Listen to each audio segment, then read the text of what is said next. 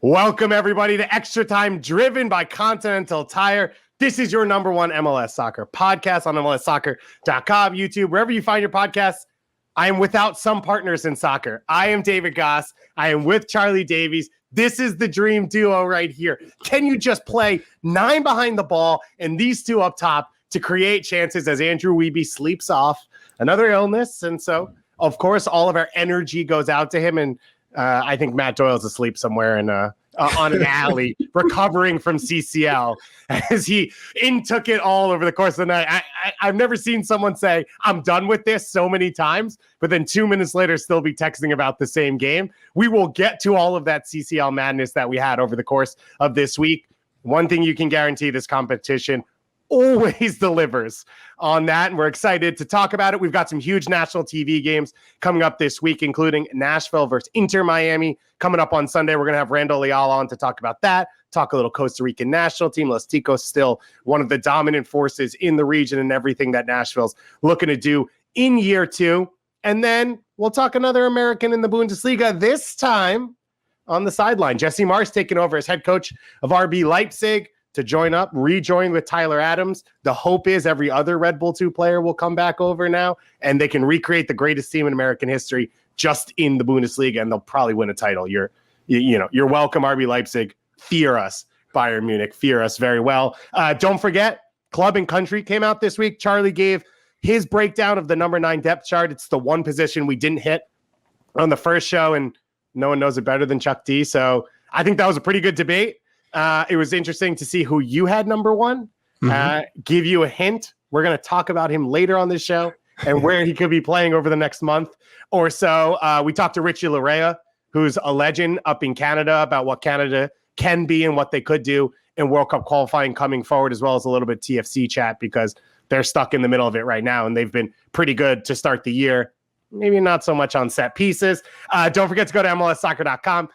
Matt Doyle's midweek column, breaking down a ton of tactics, talking Adam Saldana, a youth legend, and Greg Vanney's LA Galaxy, and then Charlie Boehm's take on the David Ochoa situation, I guess you could say, experience in Minnesota versus RSL. With I know you have takes on, Charlie, and we're going to hit that later on in the show. And let's start with the producer Anders reminder of the day.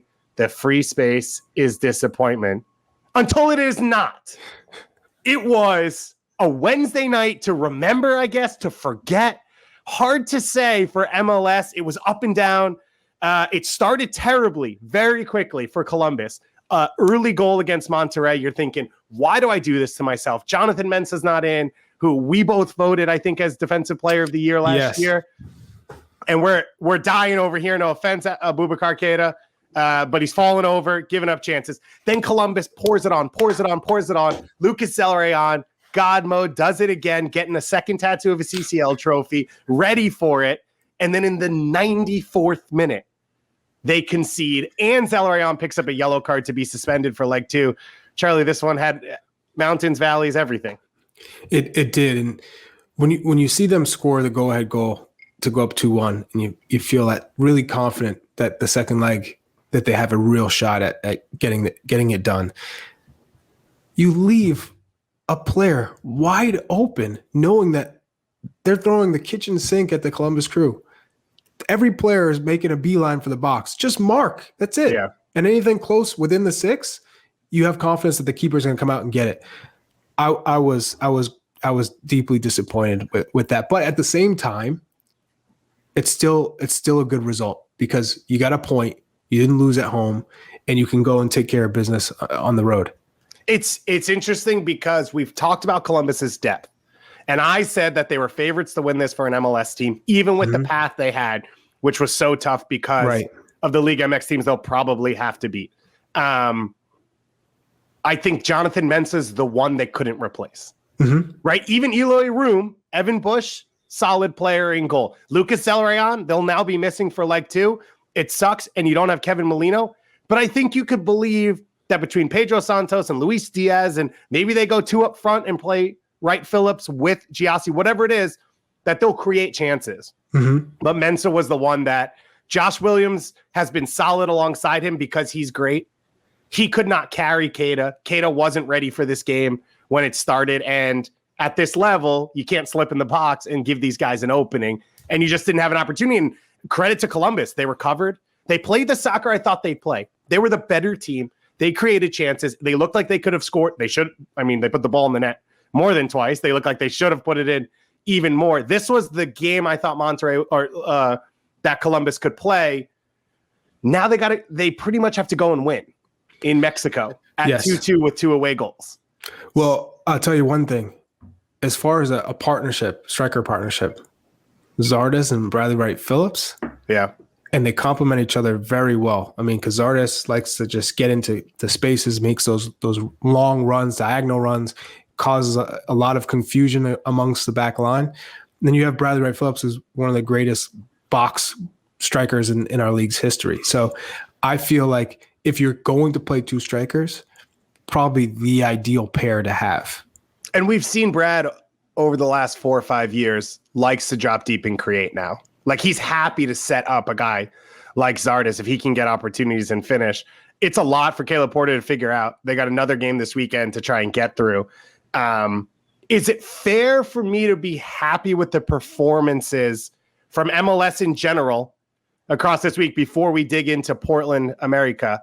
Is it fair for me in a week in which, Philly plays Atlanta, which is one of the other 3 MLS teams, none of them won, but 2 of them outpossessed the Mexican side.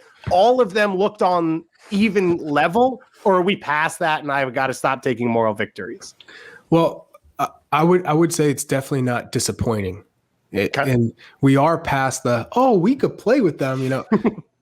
We have, I think, developed as a league where we should be able to, with the amount of money we spend and the scouting, and I think just the way teams are set up, we should be able to compete with the top Mexican teams and finally win a CONCACAF Champions League. But I think what we saw from Columbus was fantastic at times. Of course, set pieces have been kind of a problem for TFC, for Columbus. Portland, I think injuries also, it's just bad timing. TFC, they don't have Pozuelo. I mean, he's one of the league's best. They didn't have Akinola healthy.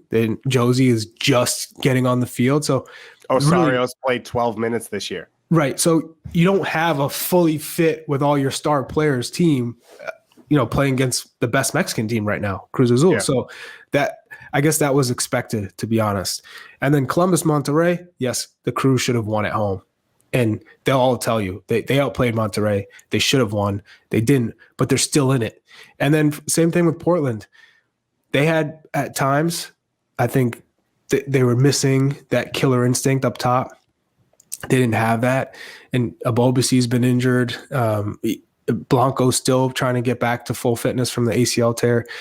I just thought a lot of their chances were coming from whether it was Diego Chara or Yimi Chara, it was the Chara brothers, and they're still in it too. So I'm confident that the one MLS team is going to get it done. Philly showed, hey, we don't have to play the prettiest, and Atlanta had the better of the play in the first half. They weren't clinical, and they got absolutely punished. And now it's game over. They're not beating Philly 3-0. They're not getting back into this tie. It's over. But I think Philly has a great shot to win the whole thing. Has a really great shot just based on the bracket. So before we get there, let's talk Portland, because this was probably the most CCL game of them all. It was off the rails early, and it was a ton of fouls. You could say the ref controlled it by calling them. I don't know if that's true. It didn't feel like there was a ton of control in this game. And I would say for Portland, this was the game I thought they'd play. I think they came out the first 15 minutes and just sat deep, don't lose the game. Then they started to find their feet offensively. They hit in transition, they hit in the counter, and then the PK gets called against them, the right call, in the 44th minute, 43rd minute, right before halftime. Bravo, the new left back, for no reason, steps in and stabs. And that was one of the things we've questioned on this show is, can these guys who clearly can attack defend? And this was the worst moment to give up a PK like that. Well, it's just the decision-making. Yeah.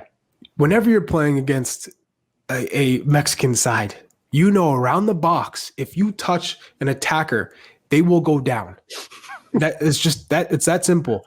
So you never dive in the box. Just stand up, contain, and force them to the end line or force where them they're going, by the way. Right. I can't remember who it was, but I think it was Viñas. I don't know. He was going outside. He's trying to get to the end line to cross, but it wasn't a dangerous moment. He's not going towards goal. And Bravo isn't even paying attention, just throws his foot in and fouls him. And it was the clearest call. It was probably the clearest call that was made in the entire game. And it's very clear penalty. And then credit to Portland. They didn't collapse. Nope. They came out of halftime and they bombed forward. They got numbers into the attack. But as you said, that quality, someone who can tear a team open, literally someone who could do something similar to what Zelarayan did for Columbus, didn't exist on the field for Portland over the course of that game. That's what they're missing. And the good thing about the MLS teams is in the summer, you can always reinvest in the squad if you can make it to the semifinals. So I look at a club like Philadelphia. They're not losing anyone in the transfer window. They're not selling anyone. If anything, they're going to bring in another center back because that is the one soft spot when you look at the Philadelphia Union is Andre Blake, keep you in the game, phenomenal. Jack Elliott, Jacob Glesnes, on the other hand, not up to par when you're talking about, down the spine, Bedoya, Jamiro Montero, they have, Fontana and Flock, and then Shabilko and Sergio Santos. They're missing a strong partnership, at least, of someone to replace Mark McKenzie and fill those shoes. But, also Columbus, they're not losing anyone. They're only going to get stronger. You get Kevin Molino back. Yeah. They just have to get over the hump. And then TFC, you're going to have everyone fit and healthy come summer. And Jefferson, if they can get over this, you have Jefferson Soteldo to come in as well. Like, this is going to be very interesting if the MLS teams can come together, get those results, and then be that much stronger come the semifinals. So I think there's a chance Portland could get through on this, right? They're a team that the only person they've quote unquote lost who will be suspended for the next leg is Zuparic, which based off last night, I'm not sure is totally lost at this point because another player who's diving in feels a little bit lost, especially when he has to defend in open space. And I think Portland wants to sit deep and counter. And so this game going to the Azteca at altitude, but there won't be fans. Club America still has to come and attack you. And so I think this will feel comfortable for Portland and they have a chance. I think Yimi Chara was awesome in this game and that fits him perfectly, right? He just wants open space to run into and he just wants ground to cover, similar to his brother. And so he's ready to go. I think Williamson was a bit of a letdown in this game because he's a guy who could hit the final pass where you didn't see it last night, and in a group where, as we said, no one exists that's going to create those chances. He could have been that guy, and I didn't see it from him in this CCL game. Yeah, I'm with you. He didn't look his sharpest, and I think he can be a fantastic player. One of the better MLS midfielders, and possibly sold to Europe. But again, I think it's about getting into a rhythm, and Portland just doesn't have it yet, which is also, I think, a great sign because they're tying Club America 1-1, and they're not even close to being at their best. Yeah. So it gives them another week to finally try and figure some things out, iron out those kinks, maybe insert a couple players to see, okay, what can we throw at Club America to kind of change it up? Because you can't defend for 90 minutes at Azteca with fans or without fans and think you're going to get a result. You can't do it for 90 minutes. So there's got to be a good balance. Let's hit this real quick. PK call. It was the last kick of the game. Was the penalty that was finally taken. Do you think it was a penalty? You tell me. I was like, did I lose Charlie there? No. It's clearly a handball if you're saying that it was the defender's choice to go to ground there. The question is if he got pushed in the back. Right. I could go either way there. I think once it was called on the field, it wasn't clear and obvious to call it back because of VAR, which was cleared to be used by CONCACAF like Tuesday morning for this competition. So it's not exactly working perfectly yet, I don't think was evident over the course of this week, but I think it's the right call in that moment based off what happened. And listen, East Coast here, late night. I live in a small apartment building with thin walls. I was doing everything I could. I was just, that's the whole time. I'm Micah Richards. Like, but I try not to yell because it was epic. That got me jacked. That whole game had me juiced up, ready to go. That's what I love. We've alluded to the first two games. For Philly, you mentioned struggles a little bit defensively in the first half. Atlanta threw everything at them.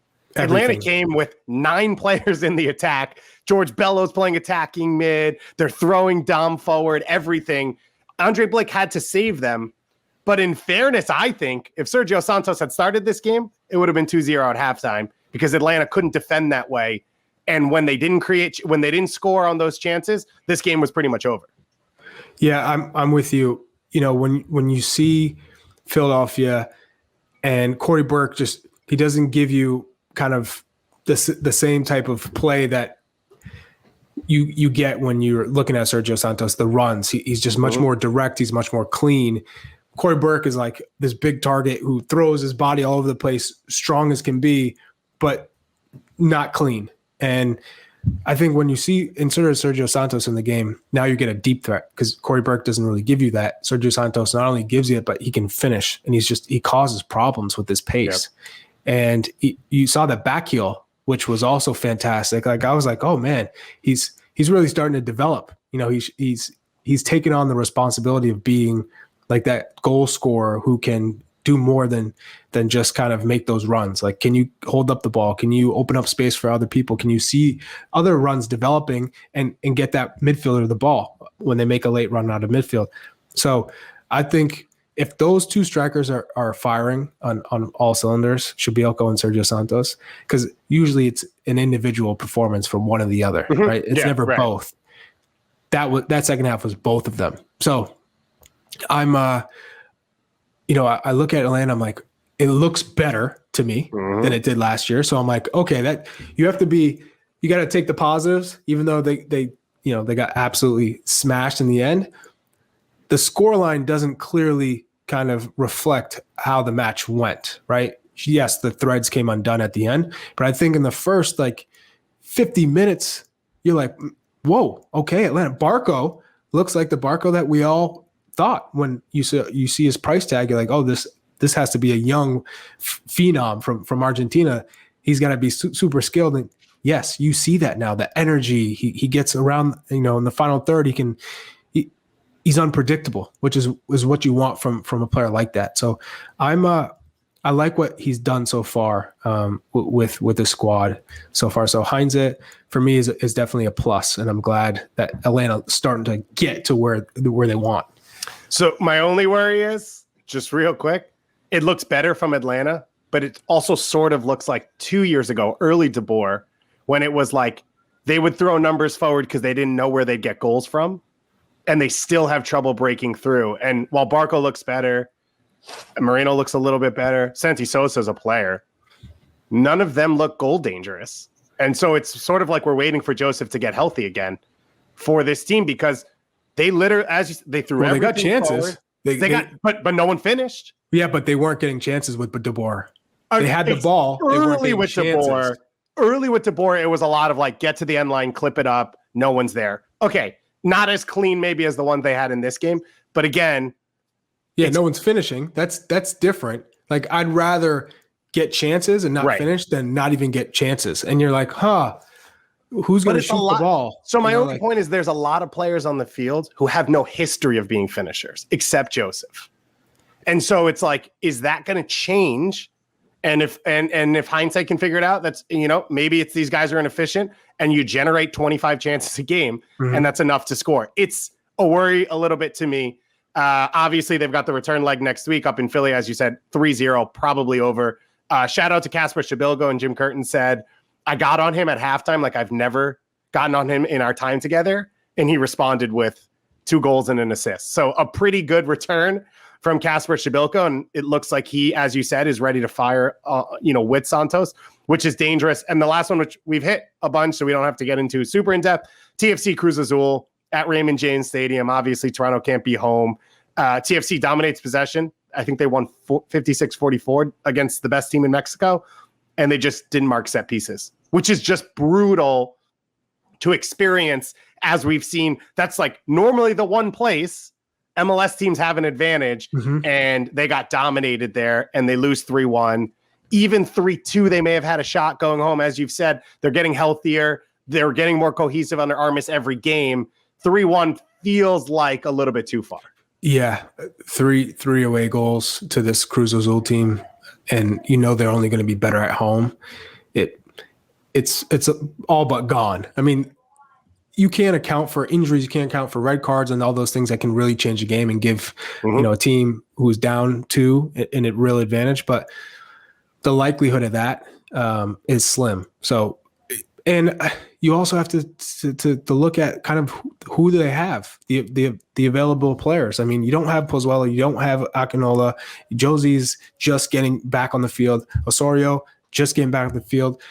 You don't have the rhythm or the sharpness or the fitness to really to compete with a really strong Cruz Azul side right now. One thing I'll say for them is I think a lot of MLS teams, they will have lost this game going in. I think this team's going to believe they can win this, which probably doesn't make sense, but that's a credit to what TFC has built. And I think what Chris Armas has continued so far, going back to the León series, of just that self-belief that they're as good as anyone, which should be interesting. You made a point when we were coming into the show. You're looking at all these teams. You said it a couple of times, Columbus, Philly, all these teams, if they can get through, Portland should get better because the semifinals not till August 12th. We don't know when that Apertura even begins for Mexico. It hasn't been announced yet.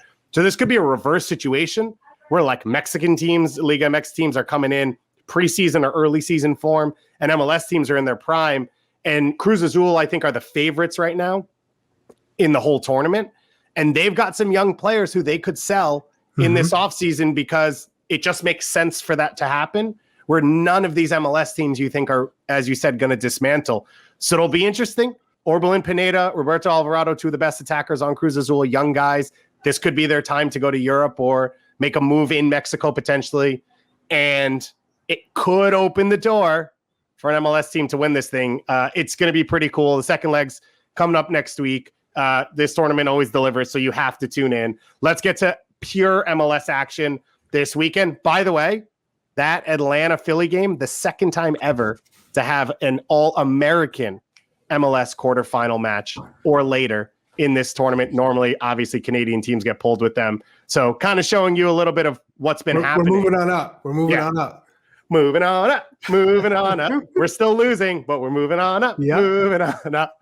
And you can catch all those games on FS1 and 2DN as well. And speaking of 2DN, you can catch Houston Dynamo against LAFC, 3:30 p.m. Eastern time on Saturday on Univision 2DN, and then, of course, on SAP and streaming on Twitter in English. Ramsey Sandoval, friend of the show, will be on that. I think Chris Whittingham as well. They do a great job. They had the San Jose game last week. Charlie, there's 2 sides to this game. You've got an LAFC team with a bunch of question marks and a Houston team with probably less question marks than coming into the season after 2 weeks, but still some. Anders wants to know, what could you see from Houston in this game that either convinces you in this team for the year or out of this team for the year? What do you want to see from this game? What have you seen from them so far? That's a loaded question.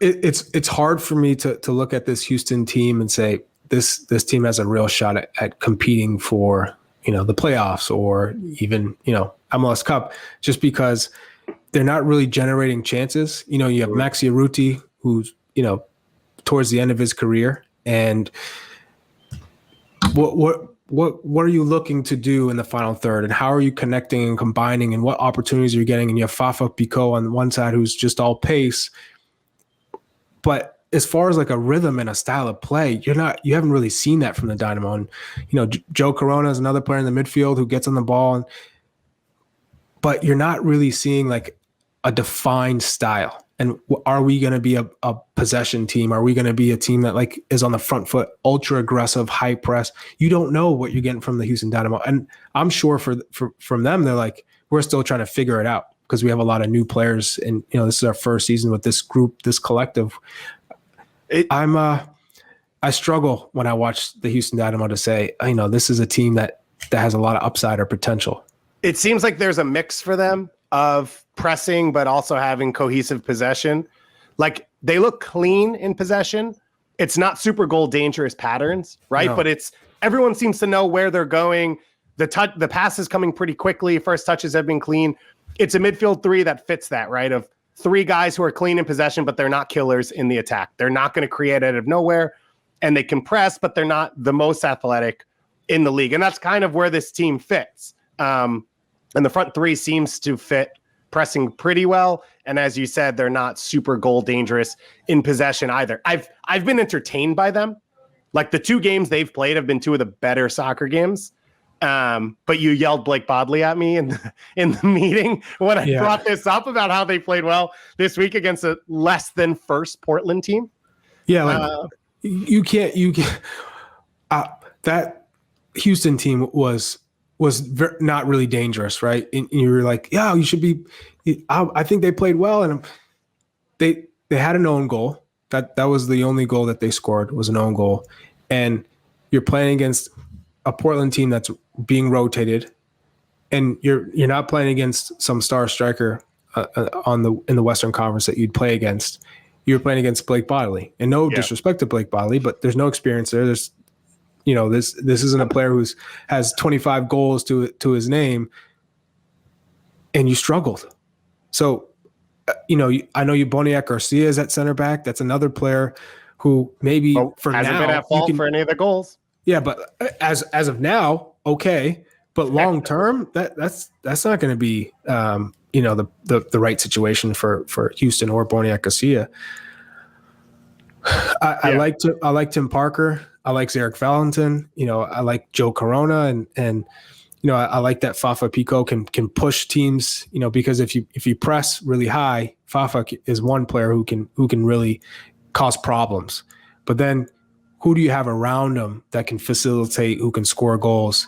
You always need a goal scorer, a perennial striker when you have a Fafa Pico, and you also need a midfielder who can make those runs in the box to get the cutback from Fafa. So I think there's a lot of work that needs to still be done with this Houston Dynamo team. We do a lot of work on this show to help out Minnesota United. We give them that clipboard, that bulletin board material. I know Zarek Valentin's been watching and pissed off, so you're welcome, Zarek. This was our little gift to you going into a national TV game. Feel free to run these questions as much as you want in the locker room to help the team out. For Houston, it does feel like a team that, I said it about Montreal last week, they could know who they are, work hard, and fight, and that gets you points in MLS over the course of the season. Is it enough to get in the playoffs is a question mark, because you don't have that high-end killer, that high-end talent. And it'll be interesting to watch, because I think that's something we're still learning about this league. We still have a lot of teams kind of sitting in the middle where we know who LAFC is, we know who Seattle is. Fortunately, right now we know who FC Cincinnati is. In between, there's a lot of question marks of who you can be in MLS. On the flip side for LAFC, real quick, we talked about them. Doesn't seem like Carlos Vela is going to be back this week. It was interesting. Diego Rossi had a fitness test right before the game week 1. Did not pass it, but you assume that means he's close, and then doesn't dress week 2. Probably LAFC being safe, which I think is a good thing based off the injuries last year and the way they kind of pushed Vela, and it backfired on them. So that's progress for them as a club. I mean, no doubt, because they're still getting results, and they're missing their two most dynamic, effective players. I like what Bob Bradley has done, because he's empowered the other players who are behind Diego Rossi, who eventually is going to be sold anyways. So you want whoever is going to step in for him on the squad to have had some experience and to be able to take off once Diego goes. So I really like what he's been able to do without two of your best attacking players. You can't say the same thing for other coaches and players across the league when they lose their two most best attacking threats. So with this LAFC side, I think that they're looking to really build character and momentum, because this year they're trying to win a trophy, right? You felt like the other times it was really just Carlos Vela and that midfield trio of Latif Blessing, Atuesta, and Marc-Anthony Kaye, and Latif Blessing now getting back to that midfield position. Yeah. You can see that there's symmetry there. Like, it works. When Latif Blessing was at right back, it did not work it really put them at a disadvantage. He was out of position often. People were getting, their back line was getting exposed because the center back has to come out to deal with the player that Latif Blessing should have been dealing with. So I think when he's in the midfield trio, now when he buzzes around, he has cover because Atuesta and Marc-Anthony Kaye know exactly where he's going to go and what he's going to do. And when they're in possession, he is that player who can find those spots, who can dribble. He's I think he's great when it comes to the transitional part of the game, whether it's in the defensive phase where they get on the ball and he can break the lines and dribble through a couple players, or if they're in the attacking phase of the game and they lose the ball, he's got that great reaction to win it right back or force a player into the wrong part of the pitch or making a poor decision. So I think this LAFC side finally looks like they're where they're supposed to be. Coming out of CCL last year, promising to see them continue on that road. This is going to be a fun game to watch. Good soccer between both these teams. That's 3:30 p.m. Eastern time on Saturday. On Sunday, national TV doubleheader spread out across the day. So you get a little afternoon, a little evening, gives you a little time in between to do what you need to do. Let's start with my side. Inter Miami against Nashville SC on ESPN and ESPN Deportes, 1 p.m. Eastern time. Then we'll get to your goal scorers, Chicharito in Seattle and all of that. The Higuain brothers, unfortunately, myself and Matt Doyle won't be there for that game. Their mother sadly passed away this week, so our thoughts go out to them and their family. And I know everyone at Inter Miami is supporting them as best as they can, which is a huge loss. Obviously, they both scored in their last game against Philadelphia, and they have to do what they have to do for family reasons. But for Phil Neville in Miami, now how do they move on for this game? Because I look at it and there's not a whole lot of attacking options on this team outside of those two guys you're losing now that Matías Pellegrini's gone. Well, I mean, Robbie Robinson, you get your opportunity with Gonzalo gone. You're playing on the wing. Now you move into a more central position where he was in college and at Clemson, and I thought he was fantastic because, I think for Robbie Robinson, getting into a rhythm and comfort is being central because you're more involved and you can go left or right as opposed to just north, south, and diagonally to your right. I think he's going to be more influential within the Miami attack because he's a player who can hold up the ball, but he likes to get in behind and make runs. And I think as a central striker in this team, he'll have more chances. And when he gets more chances, he's typically more involved and dangerous. So I think this is that one opportunity for a young player to say, okay, I scored in the first game of the season because, I had a layup from Gonzalo. Second game didn't go so well against Philadelphia. And then we scored, 2 goals in the second half to beat Philadelphia Union on the road, which is a really difficult thing to do. Now here's my opportunity to stake claim. That. Right. Like he got pulled out at halftime. Yeah. Which is the ultimate confidence breaker. And now he's got his shot, as you said, to play his position. And he's not going to play well and win the starting center forward role on Gonzalo Higuain's team. But at least you get confidence going back to the wing and maybe winning your starting spots back. Yes. It's definitely one of those moments where you've been playing, maybe you feel like you're playing out of position.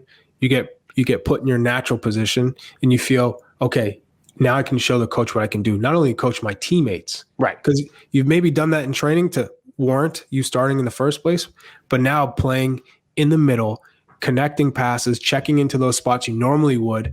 I think this will go well for Robbie Robinson if he can come in with the right mentality. And it sounds like it's going to be his game.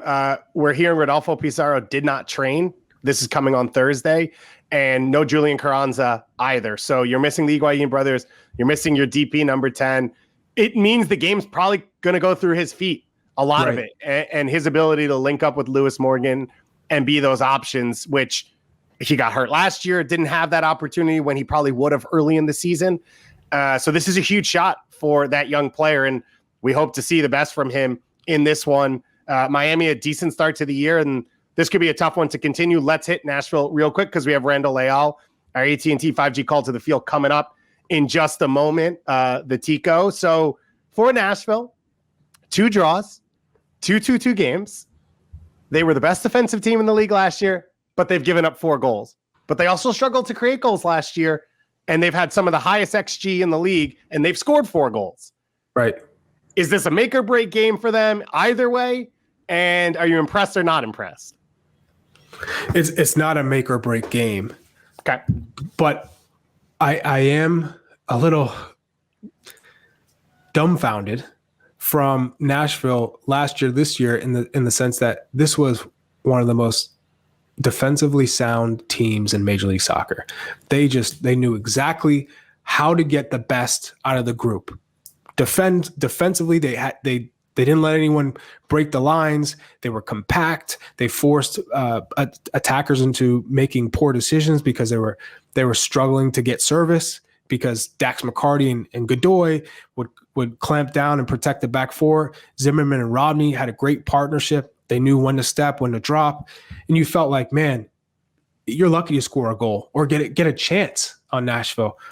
Now they want to be so much more expansive in their football because they have Leal, and they don't want to be known as like this, just a defend first team and only score on set pieces through Romney or Zimmerman. They wanted to show, hey, we can play too with Leal, and Cadiz is Jonder Cadiz is getting on the end of service. But to the detriment of the team, they got away what made them so successful last year is because there weren't many openings. I don't know that I agree with you.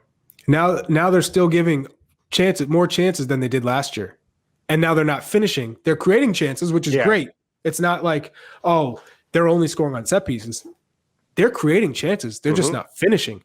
I mean, and Cadiz has 2 goals on the year. He's still second in the league in scoring. It's not like, oh, we have a goose egg. We don't have anyone who can score. He should have 5. Yeah, for sure. Yeah, it's a lot of expectations. I think he maybe outside of Chicharito had the highest XG expected week 2, but he scores 1 goal. So it's like that in between place. I think the goals they've conceded are fluky. They conceded 2 to Cincinnati in the first game of the season, the first 15 minutes. One's a penalty, one's a great moment from Lucho, fair, and then 2 against the run of play. Wild, Mason Toy screamer, Broguiard dribbling through everyone. You're shaking your head at me. You're not giving me any love on the fluky goals. No, fluky. How can you say it's fluky? Like, it was a beautiful curling ball from Mason Toy. It's not a screamer. It's just a Thierry Henry-esque curler outside the box. But it's the play that sets that up, which doesn't make it fluky. You didn't close down a player. You gave too much space. And then the ball is played into Mason Toy's feet for him to just curl it one time. So there's nothing fluky about it. And then the Zachary Broguiard play as well. He gets down the right flank, comes inside, and then just the fluky part is you don't expect them to just rifle it upper 90 near post. But it's the buildup to that. And typically you don't see that from Nashville, where players are able to, get in these 1v1 situations, open up and create these gaps within Nashville's backline, because that didn't exist last year. And now we're starting to see that. So on one end, you're like, wow, Nashville are creating all these chances and it's different. And it looks like, okay, they're entertaining when you watch them. That there's no doubt. I like watching Nashville play as opposed to last year where you knew exactly what you're getting and it wasn't so entertaining. But they're opening themselves up. And so I think when they aren't in possession, I think they can do a better job of closing those gaps, consolidating the back line and the midfield, and not allowing players to break them up, get them loose or break them apart. Well, speaking of entertaining and potentially fluky or non-fluky goals, Randall Leal, goal scorer in game 1, shot or cross, we shall ask him now. Our AT&T 5G call to the field from Nashville. Randall Leal. Randall, thanks so much for joining us. No, thank you so much. It's a pleasure for me to be here with you guys. So we have to start with this. I've heard the rumors through the media, but I need it from your own mouth. Week 1, cross or shot? No. I try to cross. To be honest, No! I try to Yeah. Why? Respecto. No. Randall, if you say shot, then you win goal of the year. Yeah, I know, but no. I like to be honest, because sometimes I think when you want to do something different, you do a beautiful goals, like what I did. So if I say then I want to shoot and lie. So no. Randall, this season you look more comfortable, and it seems to me that you're playing with more freedom. What's the difference between last year and this year for you? I work in it when I holidays. I spoke with my family and I say to them then I want to be better than last year, because last year I was a new player, and it's not easy to come here from Costa Rica and do what you can do, So I try to work in details and mistakes than I did before. So I try to be sharp also in me, low fat and everything to be ready for this season. And I think I'm doing good, but also I try to be better every day, every training. I try to work hard because I know that I can do better. So that's on the field. That's football. That's soccer. Off the field, it was a tough 2020 for everyone. I know your family is very important to you. Have you been able to get everyone to Nashville? Is everyone settled? How is life off the field in year two? I'm a guy that think too much in family. I like to be able for my family when they want to do something. I go out. I meet a lot of people here in Nashville. From Latins guys. So I like to be at home. I like sometimes I go out with my family to know a little bit of the city. I like too much Nashville. I like, it's a calm, city. Mm-hmm. You can go out. Nobody do something crazy. So it's very good. It's very good. From last season, I watched Nashville, and there wasn't much attacking play in the final third. It wasn't different passing patterns, and you weren't opening up teams. It was very straightforward counterattack. Not very entertaining to watch. This year, Debatable for some, but for me, this year, it seems like there's much more movement, and it's you're able to be more creative, and there's more passing patterns and combinations, and therefore you're getting more chances. What do you see the difference in being as a team when you go forward and creating much more chances this time? Yeah, I think it's because last year all the players are new, and now we have more connections between players. We know more each other. So, and also because the first two games of this season, we was losing 2-0 in the first 50 minutes, and then after, if you are losing 2-0, you have to go to press and go to attack, But I think now the coach is giving us a little bit more freedoms to do teams, in attack, to be creative, and this is what we are doing. Do you have a special connection with one player in particular? Do you look for someone? Like I always had one connection with the attacking central midfielder. I would say, okay, you know where I go, I know where you go, and I always look for you. Do you have that kind of same player? Yeah. If you watch the game, I always have a good connection with Godoy. He always look at me. I know what he want to do. If he want to go long or go short, so I think I play good with him. Panama and Costa Rica. Yeah. Come together. But it's just here because I say it in the national team. I have to kill him. We're gonna get to the international in a minute, but before, so you mentioned Godoy. We've seen Yonder Cadiz come in. Yeah. Late last year, 2 goals so far. What is he like as a center forward? What can he bring to your game and to this team? Yeah, a lot.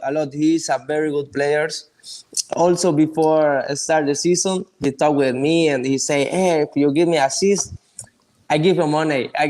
So we try to joke with this team, and it's a little bit to make group, and everything, and we. Also, the coach expect too much of him, because He's very good. Also, he worked extra, to be ready for this season, and you can see in the field, he on the when you cross or something, he is always available, because he's the stronger team for him. So let me ask you, you mentioned you were behind the first two games, 2-0, 2-0. Yeah. What happened? Is it something that as a team you're worried about the defense, about giving up goals, or is it just, I called it fluky? No. We don't know what happened. We just make mistakes, and then they score. We don't want to start losing 2-0. And this is what we talked this week to see the mistake that we did in the first 15 minutes, and try to do it better against Miami. Because we can not start all the games like this. Because it's difficult when you are losing 2-0 and then you have to go and make goals and everything, because the other team don't give you the same chance that you give, So it's a good thing that you're playing Miami. And I feel like there's a rivalry really starting to bubble up between Nashville and Inter Miami. They don't have the Higuain brothers because they went to go visit their family, and our thoughts and prayers go out to them. But what do you make of their defense, their team? Do you feel like they're going to offer different, problems for you this time around, or are you anticipating them playing a certain style versus you? No, I think it's going to be a very difficult game, because we won last game, and they went off of the playoff. So I think they want to come here to win, to see then that moment was a mistake for them, or they don't really play well the last game. And this is what we have to team, to be smart, to make a good strategy for them to respect our home, here.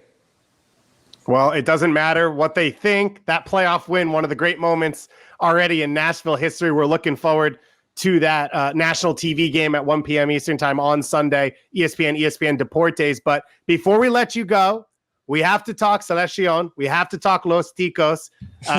You're part of that group. I wanted to start with Olympic qualifying, and it didn't go the way you wanted. Yeah. But what was the experience like? What was the feeling in the group for the young Costa Rican players being together for those few weeks? Yeah, I like a leader for this group. I talked with them. And after we lost against Mexico, because we was out at that moment, and I say to them that this is the reality, In Costa Rica, okay, you can make 2, 3 goals, 4 goals, you can play good, but when you go out, it's different, It's other reality. So they need to think more about this, work extra, in Costa Rica, because when we have the moment to play against, international teams, you see the difference, and we have to be ready. At that moment, I think everybody was thinking, okay, we are good, we can, and then this is the reality. We lost the first game, the second game we lost also. So this is more what we have to work, and these kind of teams, then you make it better. The mistake that you did in Costa Rica, you cannot do it when you play with international teams, because it's different. You mentioned being a leader, that young group. It's been a long time. Brian Ruiz, Oviedo, Waston, Umana, Kaler Navas. Borges. Borges.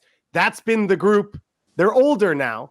Do you feel this younger group is ready to step in and replace them?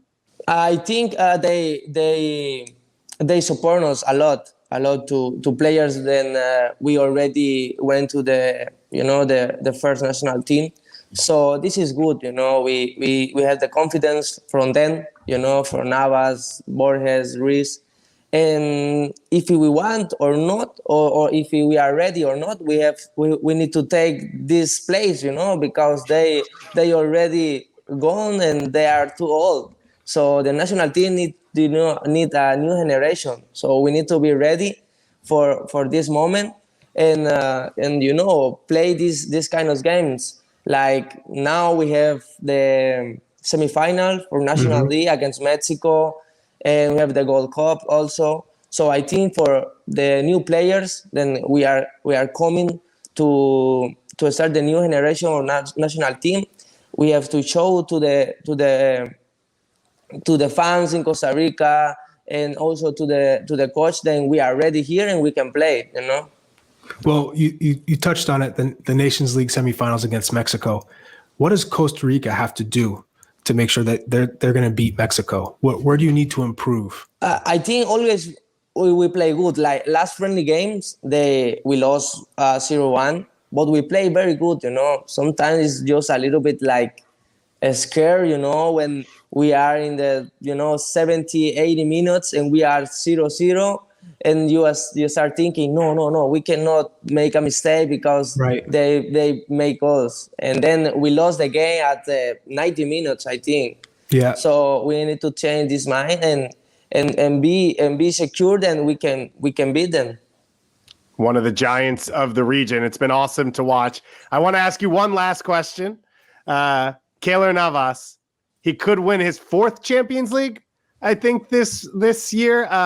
Having that teammate, knowing him, watching him in those big games, what's it like to see his success, to be a friend and a fan at the same time? He is. I just say that he is a very good guy, and he deserves everything that is happening in his life. When he go to the national team, he's doing the same thing with all the guys. He have no prefer to don't talk with him, or no. He's doing the same with everybody. So I hope he can beat Manchester City. I know it's not easy, but I hope it for him. It's for Costa Rica. Imagine if he win the Champions League again. It's gonna be amazing. Randall, I love to get to learn about different players within the league and some of the struggles that they've overcome. For any player, 2020 was difficult, but especially for a foreigner to come into Major League Soccer during a pandemic. Has there been anything in your life that has kind of prepared you for this moment to deal with it, the strength that you showed? Did you have any pieces of adversity that made you that much stronger to handle 2020? Yeah, because what you say, it's not easy for players and first come here, and you see a lot of things happens, just the virus, and also here in Nashville the tornado and everything. So it's like, oh no, this is what I don't expect here. So but this is just things, and I always think in my family, and this made me strong. I think always on them, and this is what if I have to support everything, I will do it for them. So yeah, for me, okay, not the year that I spent, out of the pitch, because on the field we did great. Great. So, but okay, the time changed, and now I hope everything is going right. Well, you've made your family proud so far. Los Ticos International, winning in CONCACAF and winning in MLS playoffs already. It was a goal week 1. Whether it was a shot or a cross doesn't matter. We hope for more assists to Yonder Cadiz this week, and you could give us some of that money as well. We'll all share. We're all in this together now. 1 p.m. Eastern time on Sunday against Inter Miami on national TV. Big game, rematch of the playoffs from last year, as we said. Randall, thanks so much for taking the time to be with us. No, thank you, Sue. Thank you. It's a pleasure for me to be here, and if I can help you with something, just let me know. I'll see you on the beach. We'll meet up in Limon down in Mexico, down in Costa Rica. Tamarindo. Muchas gracias. Thank you. No, to you. Thank you. Thanks so much to Randall Leal for joining us. Of course, you can watch that game 1 p.m. Eastern time on ESPN or ESPN Deportes on national TV on Sunday. We are very excited for those two sides to get back into it. Andrew's not here, so for his sake, I'm going to say rivalry game because they were both expansion teams at the same time. We love rivalries. We love narratives. Andrew, feel better. That one's for you. 9 p.m. Eastern time on Sunday then. You got a long break and then 2 games to close out the weekend. First, national TV, Seattle Sounders against LA Galaxy, FS1, and Fox Deportes. Anders had this to lead the show, and we've moved it back down. I'm just kidding. Anders very professional in what he does, but this is why he wanted to lead it. Nico Lodeiro, the god of Seattle, may be back. We think he'll be available for this game. There's a chance he starts. He traveled to LA last week, which Brian Schmetzer said he would only do if he looked good in training. Didn't play because they didn't want to risk him. It feels like on that timeline, now he's available in this game. Whether it's from the start or not, going forward, do you think he fits back into this team in the same formation that they've been playing, this 3-5-2, or do you think they have to shift things around to get Nico Lodeiro on the side? Lodeiro's playing, so yeah, he can play in any formation, which is also what makes him so fantastic and I think cutting edge when it comes to midfielders in Major League Soccer. What I would like to see happen within the Seattle Sounders team is Atencio being moved over to where Christian Roldan is right now, still in the midfield. You put him right smack dab in the middle of that team, and you take Alex Roldan off and you move Christian Roldan to that right wing back spot, because in that right wing back spot, you can come inside to help the midfield, which is what you're expected, but you can also get down the right flank, and Christian can do that better than most, which still I think allows them to be at full strength, because you're adding Lodeiro to the side. You keep Atencio because he's such a talented young player. I think to get the most out of him, you keep giving him opportunities to play, and especially with this model in Major League Soccer. You develop talent, you sell talent. It's a selling league. When you have a player has really kind of, I think, turned everyone's heads across Major League Soccer with his performance and his maturity at such a young age, you know that this kid has something. I watch him play, I'm like, this kid has something. Just the way he moves and how confident he is on the ball, and he finds the right spots.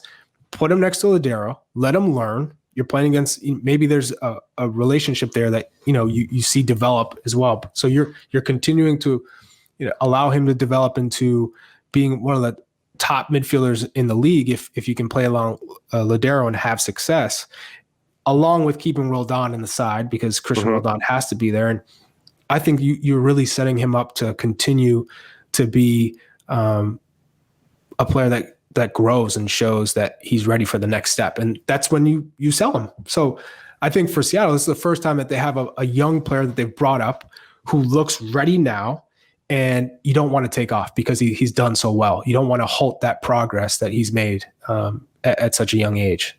And it feels like, one, this is the progression for Seattle, right? They are you want to use the dynasty word or not, they are one of the best teams consistently every year. They've won MLS Cups. They've won trophies.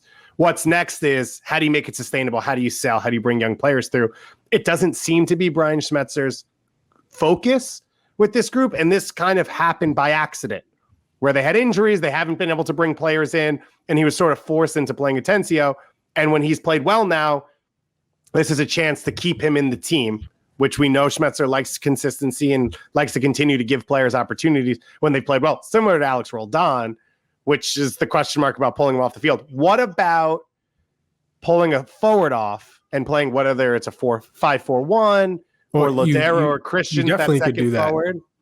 Well, you definitely could do that. You pull Will Bruin off, and then you can bring him on if there is fatigue, if you're down a goal. Otherwise, that's a great option to have on the bench. You keep Rui Diaz as the lone 9 because he can play the lone 9, and you stack up the midfield. So now you're a team that's going to keep possession when you have all those midfielders. And Rui Diaz, he's also a striker who can play in any formation because he'll just score goals. He scores goals, but he can also be involved in the buildup.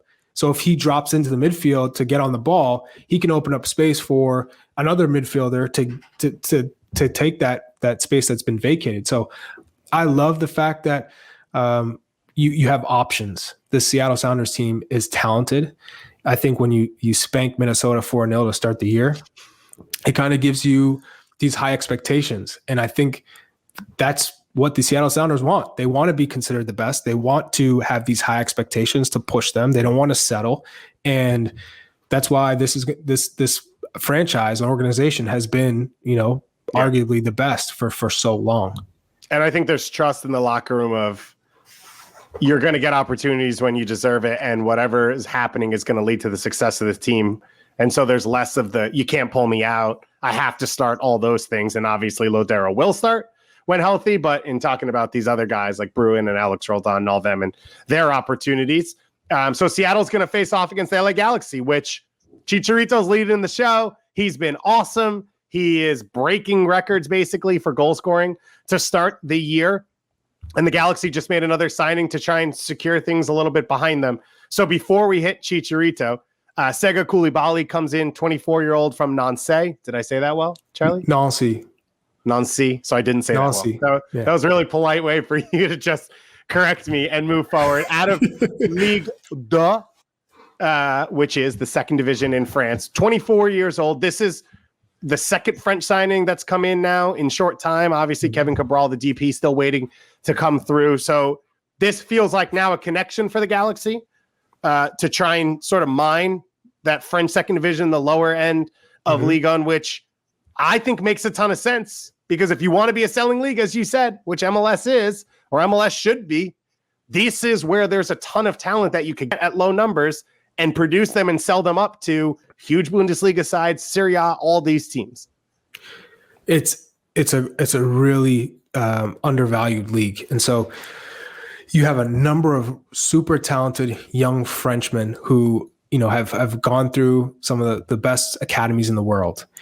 And they're playing at their League 2 team, and they're trying to go up the ranks. And sometimes there's a youth national team player, or maybe there's a veteran who's come down from Liga and has been there for an extended amount of time. They're not getting the opportunity, or they need just a change of scenery. Best place to go and purge, a league is Ligue 2, because you have so many quality players that just need an opportunity, and they're young, so that you could sell them right back to Europe or to France or to a Ligue 1 club.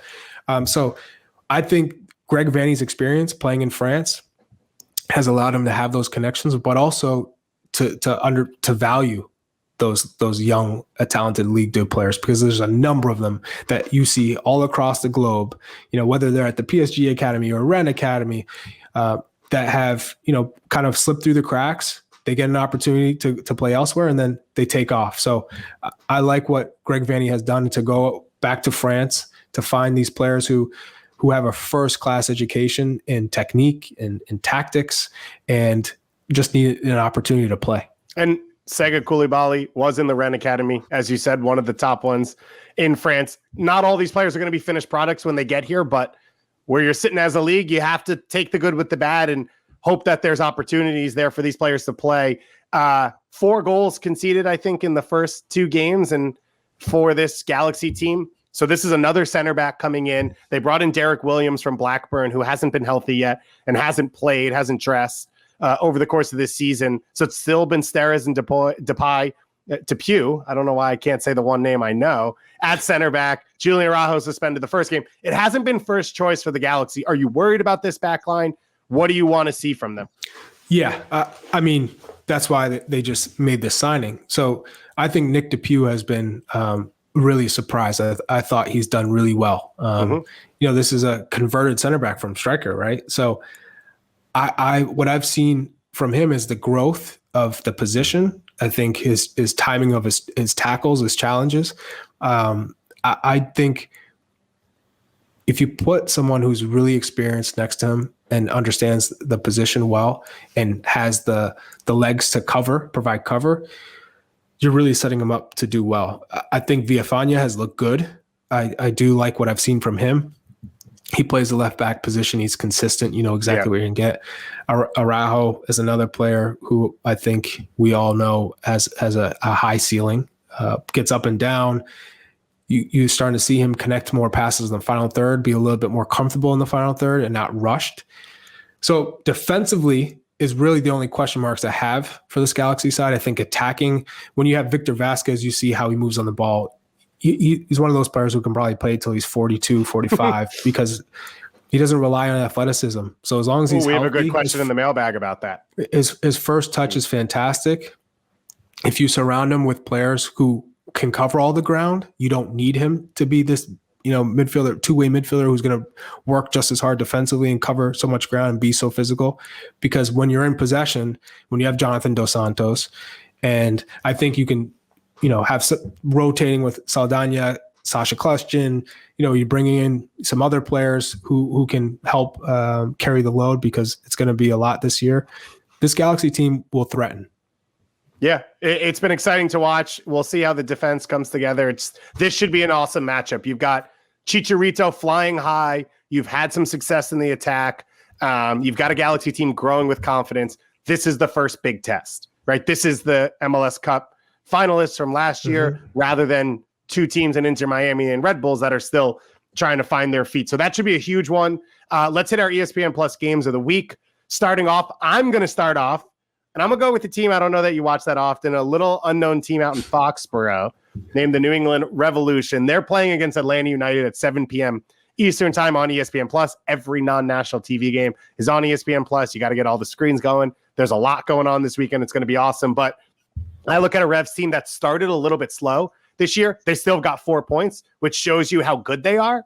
But you look at a Chicago game where they start slow, then Tejan finds his feet on the right wing. They create chances. A DC game where I think it's tough to play DC right now because you don't know who they are, and they don't really care about playing on the, with the ball on the ground. They're just out there running and covering ground. But New England still gets a 1-0 win. This is a Atlanta team now coming in who's going to open up and play a little bit. Where are the openings for Hill and Buxa and Bo to find their feet and start to get that attack churning the way we thought they could? So that's my ESPN Plus game of the week. You're not allowed to talk about the Revs. I'm the Revs guy on this show. Charlie, what do you got? Yeah, Minnesota, Austin.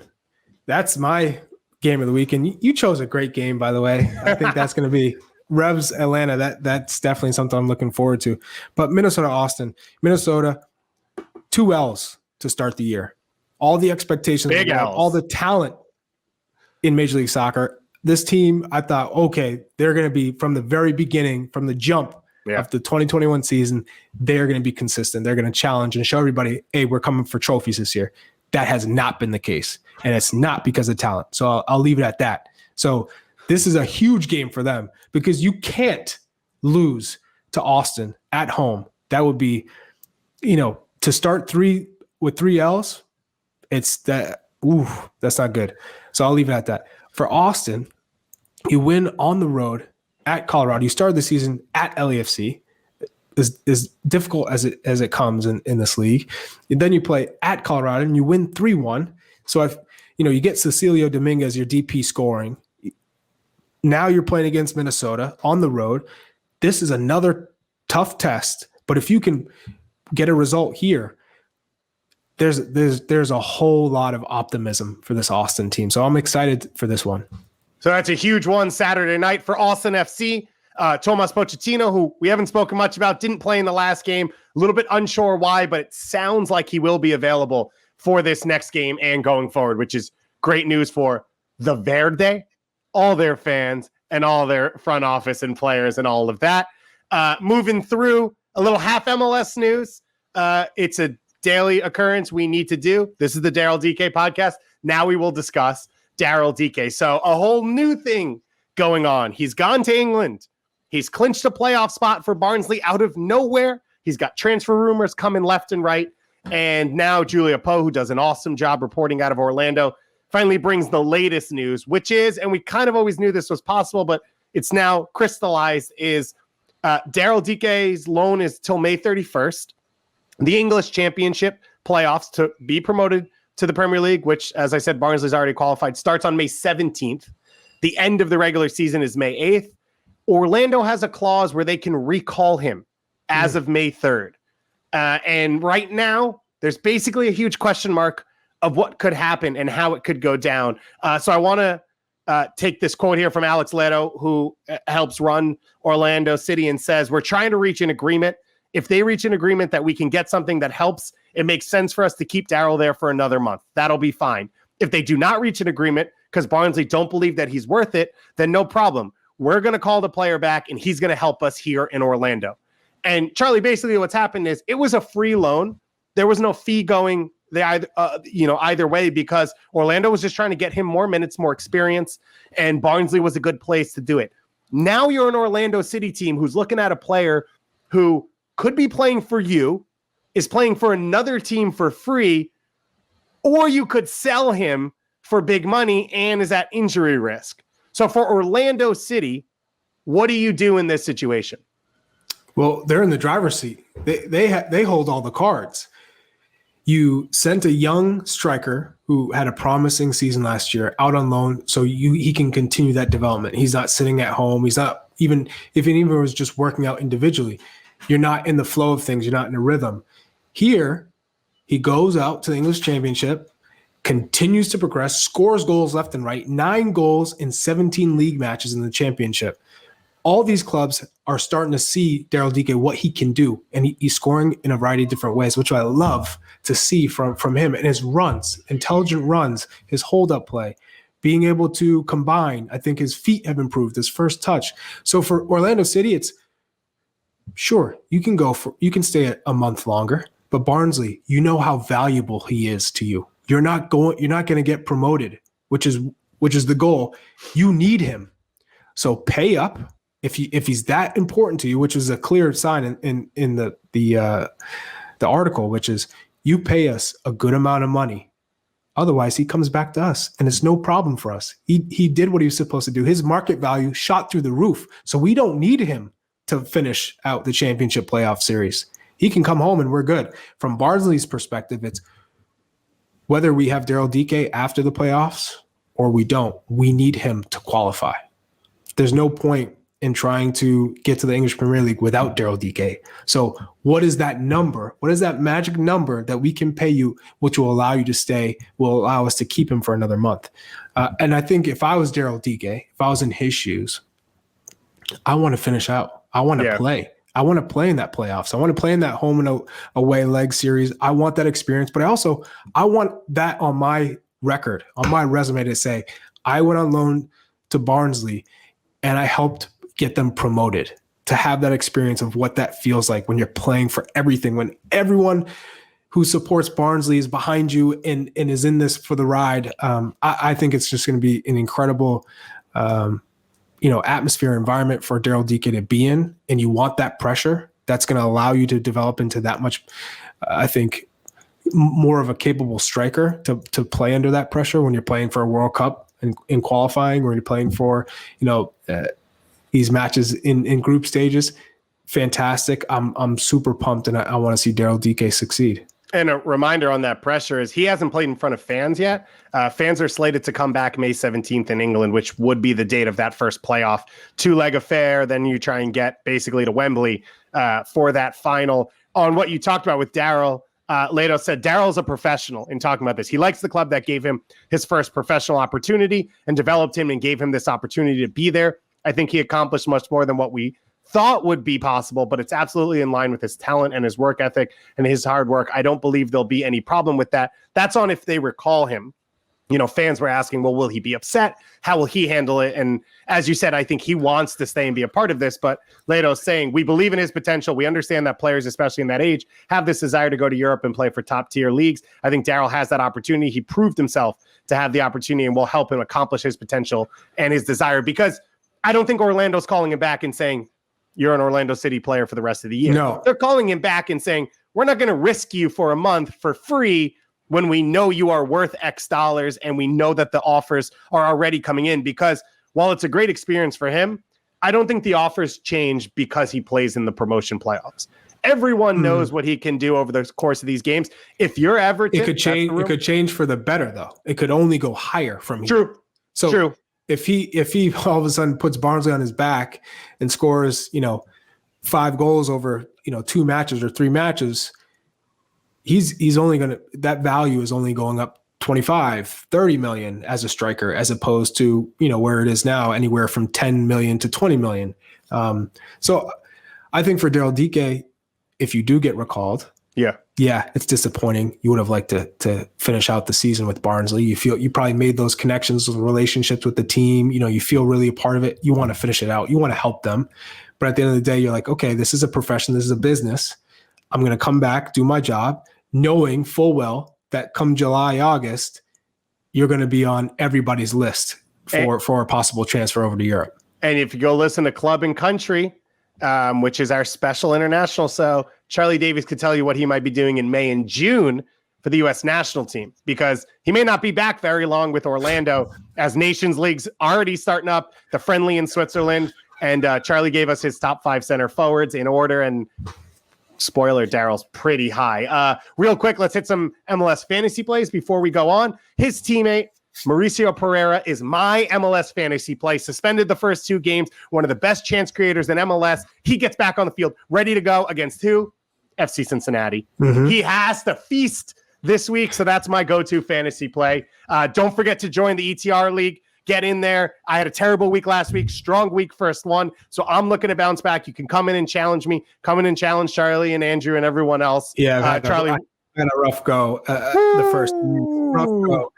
Played Carlos Vela. I don't know why. Nice. I thought I did too. That was going to happen. Yeah, it didn't work out. Yeah, I'm going Robert Barrich, the Chicago Fire.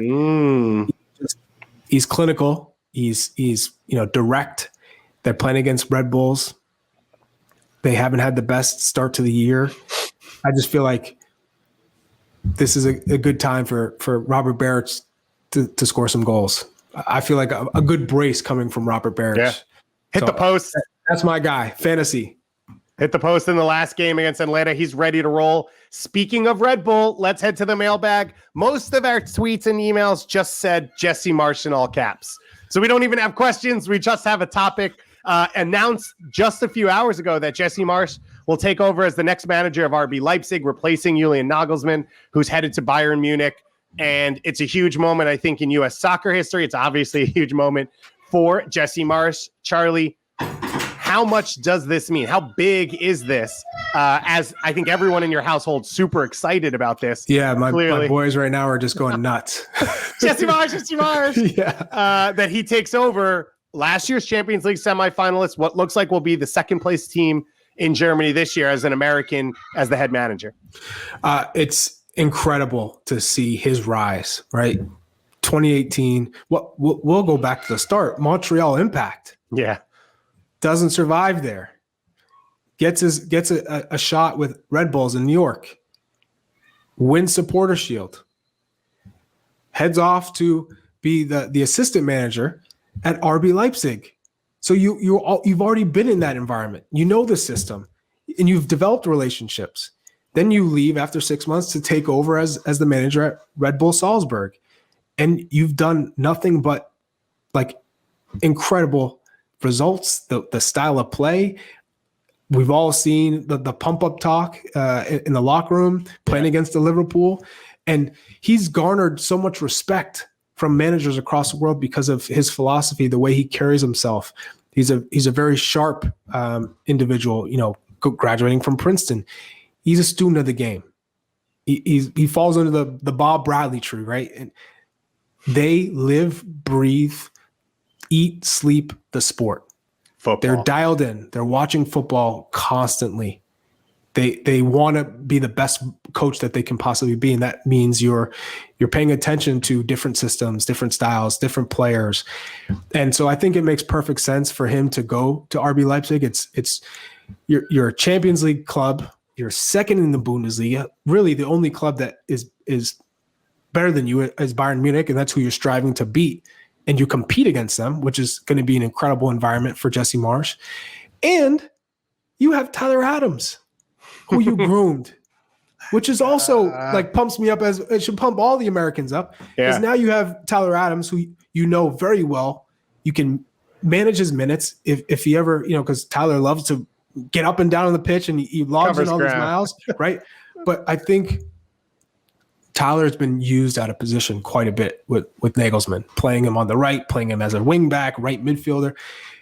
And I think with Jesse Marsch, he'll bring him back to his preferred central midfield position being more defensive minded, who maybe box to box is Nate. But I think we're going to see Tyler Adams evolve and take another step forward in his career as well. So I'm super excited for this. I think Jesse Marsch is ready for the opportunity. It didn't come too soon. It's not too big of a move. I think it's the right next step. And he's in the same system. So he's going to have the support. He's going to have the financial support to also go and sign players that he needs. He'll probably bring some Salzburg players, whether it's now or later down the line. He's also had Brendan Aronson. Possibly see that in the future. And I'm super excited because he has earned it. And I think it's the right move for him at the right time. And so we get to see what he can do in Champions League again next year with a more talented, stronger squad. You talked about his experience in the system. Red Bull is a group that promotes players through their ranks, and they do the same with coaches. He's not the first coach to come through Salzburg and Liefering and come to Leipzig, and you see them littered now all over the football landscape. And we heard the rumor is that he turned down a Tottenham job, as Nagelsmann did, to take this, which means he's already in conversations in the Premier League, and he hasn't even coached at Leipzig yet. And as you said, he's been there. The players know him. A ton of the players have come from Salzburg. Schobelside, sounds like Patson Daka coming as well. Maybe a Brendan Aronson, Haidara, all these guys. They know him from both places. So there'll be a ton of familiarity, a ton of respect.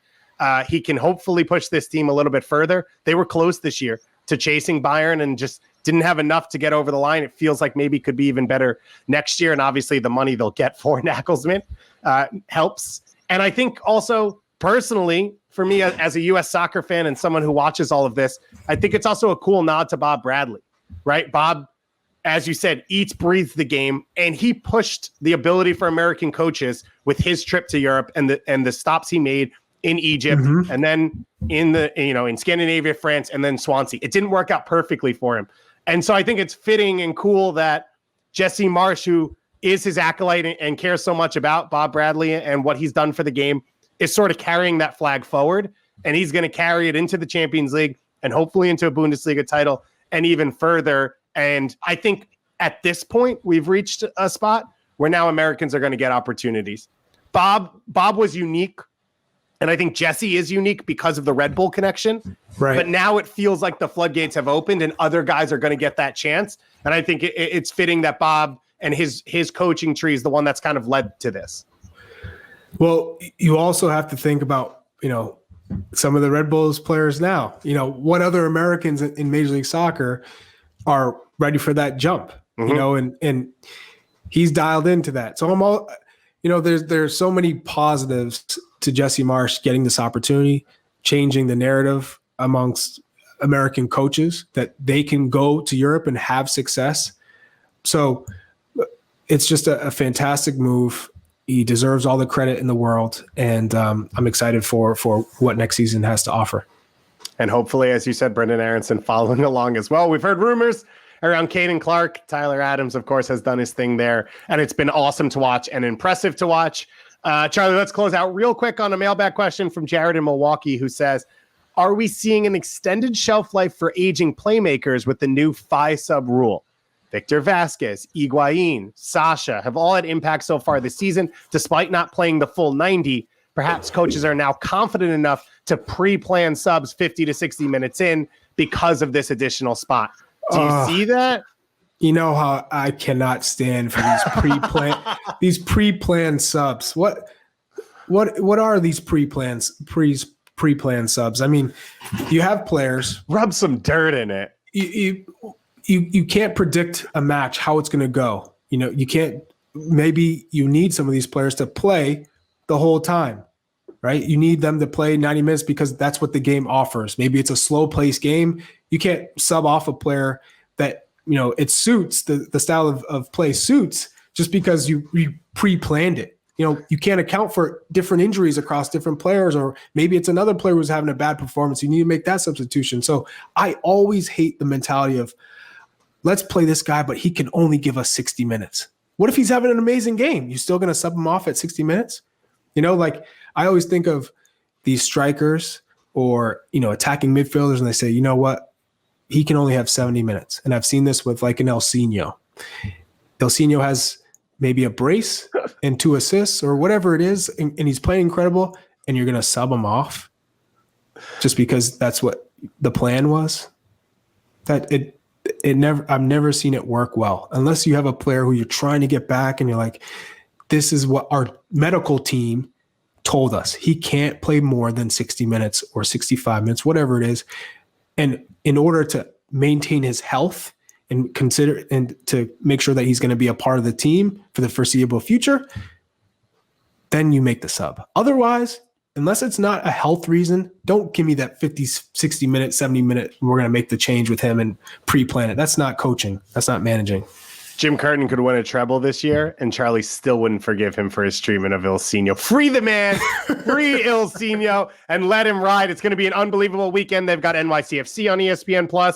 You've got our games you have to watch. You've got 3 national TV games, and especially Nashville versus Inter Miami, 1 p.m. Eastern time on ESPN on Sunday. Thanks to Randall Leal again for joining us, and everyone in Nashville for making that happen. What a legend. So you should throw him in your fantasy team as well. And we'll be back on Monday with like 80 other people yelling from left and right. But this has been your dream ETR episode, the 2-man combo, Charlie Davies, David Goss. Everybody, I want you to tweet how good of an episode this was and that you want this back, okay? The best part about this is we know they'll not listen to this show, so we can say whatever we want here. And with that, thank you to Continental Tire for sponsoring us, and thank you to everyone for listening, and have a good one.